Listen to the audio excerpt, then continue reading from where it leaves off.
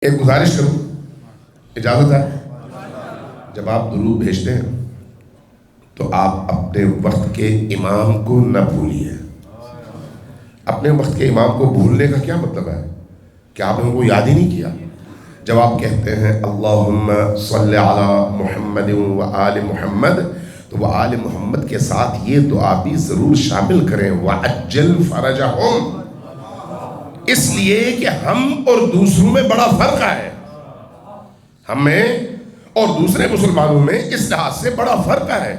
ہم زندہ امام کے ماننے والے ہیں۔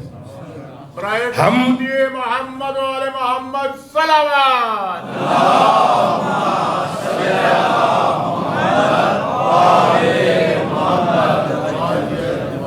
ہم اس امام کے ماننے والے ہیں جس کو ہم اللہ کی زمین پر حجت سمجھتے ہیں۔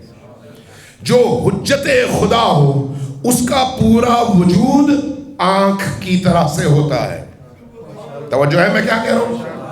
جو اللہ کی حجت ہو اس کا پورا وجود آنکھ کی طرح سے ہوتا ہے۔ اس کا کیا مطلب ہے؟ اس کا پورا وجود کل کائنات پر محیط بھی ہے، مسلط بھی ہے اور دیکھتا بھی ہے۔ لہذا ہم ان کی نگاہوں سے چھپ نہیں سکتے۔